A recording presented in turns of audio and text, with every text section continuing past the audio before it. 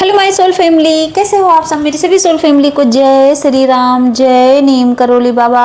आज मैं अपनी सोल फैमिली को बताऊंगी कि कैसे जो है इंसान अपना कर्म अपने आप खराब कर लेता है। कैसे इंसान कहते नहीं अपने पैर पे कुल्हाड़ी मारना, कैसे इंसान अपने ही कर्मों से अपने ही बनाए हुए जाल में फंस जाता है। इसीलिए कहते हैं गलत जो है किसी के साथ नहीं करना चाहिए। इसीलिए कहते हैं कि अच्छे कर्म करो। इसीलिए कहते हैं कि ऐसा कर्म मत करो कि आप अपनी किस्मत अपने आप ही डुबो के बैठ जाओ, अपना भाग अपने आप बिगाड़ना। इस कहानी से आपको मैं समझाऊंगी कि कैसे खराब कर लेते हैं लोग। कोई भी हो, हम आप में से कोई भी हो, ऐसे ही गलती करके खराब करते हैं, उसके बाद कहते हैं कि मेरे साथ ऐसा क्यों हो रहा है।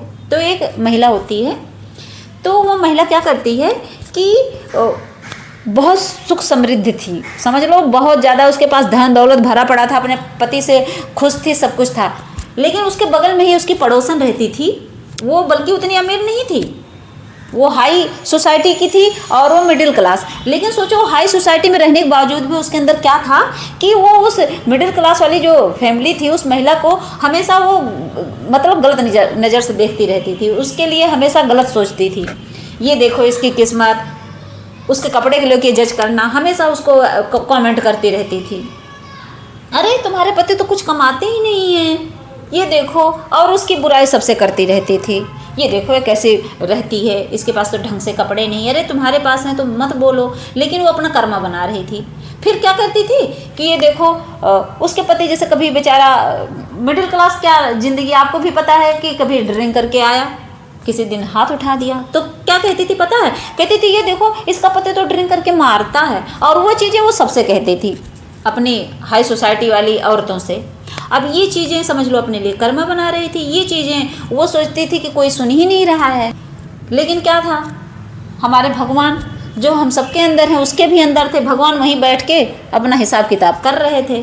और थोड़े दिन बाद क्या हुआ, उसका वही कर्मा लौट के उसी के ऊपर आया। अब आया कैसे कि उसके पति से इतना झगड़ा हुआ कि उसका तलाक हो गया, रिश्ता टूट गया उसका।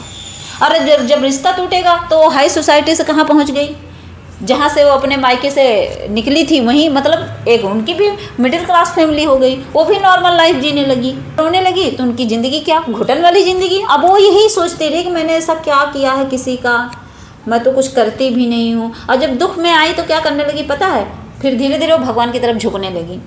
थोड़ा नाम जाप पूजा पाठ भक्ति करने लगी, भगवान मुझे बचाओ। गलती तो करी ही थी तो सोचती थी चलो भगवान को पकड़ लो तो भगवान बचा लेंगे। लेकिन सोचो उस सिचुएशन से कैसे निकल जाती, तुरंत नहीं निकल पाती थी। तो जब वो पूजा पाठ करने लगी, अब उस सिचुएशन से नहीं निकल रही हैं तो सोच रही हैं कि मैंने तो कोई गलती नहीं की भगवान, अब तो मैं नाम जाप पूजा पाठ भक्ति कर रही हूँ, मुझे सज़ा क्यों मिल रही है। अब ये चीज़ें उनके दिमाग में हमेशा रहती थी। फिर क्या हुआ, एक दिन अचानक से चलते चलते उनको एक रास्ते में साधु मिले, संत मिले। फिर वो बैठ के उनके पास अपना दुख कहने लगी कि मैं ऐसे ऐसे हाई सोसाइटी में रहती थी और एक दिन मेरे पति ने झगड़ा किया, बहुत ज़्यादा झगड़ा बढ़ गया और मेरा तलाक हो गया। अब मैं अपने मायके में ऐसे ही रहती हूँ। तो संत ने कहा कि आप ऐसे ही मतलब दुखी नहीं हो, इसके पीछे ज़रूर कुछ ना कुछ कारण है। तब उन संत ने उनको समझाया। उन्होंने एग्जाम्पल के तौर पर क्या किया, उन संत ने उनको एक घड़ा पकड़ाया और बोला कि इसमें पानी भरो। और जब वो पानी भरें तो घड़ा नीचे से हल्का सा लीकेज था और घड़े का पानी जो है वो बह जा रहा था। वो फिर भरें फिर बह जाए, फिर भरें फिर बह जाए। तो उन्होंने उनको समझाया कि आपकी ज़िंदगी इस घड़े की तरह है, इस घड़े की तरह है। तो उन्होंने कहा कैसे, उन्होंने कहा कि ये जो घड़ा है ये तो पहले तो फूटा नहीं था, लेकिन इसमें दरार किसने डाली, दरार उसमें पड़ गई। तो मतलब आपने अपनी किस्मत का जो घड़ा था उसमें आपने दरार लीकेज बना लिया, क्योंकि घड़ा तो पहले प्योर ही था। उसमें जब आपने दरार बनाई अपने कर्मों से, अपने गलत कर्मों से, अपने पाप कर्मों से, तो घड़ा जो कर्म का घड़ा है उसमें आपने पाप कर्म करके उसमें एक दरार बना ली। अब उससे क्या हो रहा है, आपका जो पुण्य कर्मा है उसमें ऐड ही नहीं हो रहा है। सोचिए कितनी बड़ी बात है। वो जो भक्ति कर रही थी वो पुण्य ही तो कर रही थी, अब वो सोच रही थी कि मैं अच्छे कर्म कर रही हूँ फिर क्यों दुखी हूँ। तो उन्होंने उसको जब दरार बना दी थी अपने पुण्य कर्मा में, अपने उस घड़े में जो संचित का घड़ा होता है, संचित कर्म वाला, अब उसमें दरार बनाओगी पाप से। तो वो क्या था, वो धीरे धीरे जितना पुण्य करती थी वो बहता जाता था, करती थी बहता जाता था। अब उनके दिमाग में आया, समझ आ गया, उन्होंने समझा दिया, वो समझ गई। वो समझ गई कि मैंने कहाँ पाप कर्मा किया था, फिर मेरे साथ ऐसा क्यों हुआ। तो फिर क्या हुआ, वो समझ गई। फिर उन्होंने उसी वक्त प्रण लिया कि आज के बाद मैं कभी किसी को अपशब्द नहीं बोलूँगी, कभी किसी को हर्ट नहीं करूँगी। सोचिए कितनी बड़ी बात थी। उनका वो एक छोटा सा कर्म उनकी पूरी ज़िंदगी बर्बाद कर दिया था। वो समझ गई थी। फिर उन्होंने प्रण लिया था कि हे प्रभु, आज से ऐसी गलती नहीं होगी।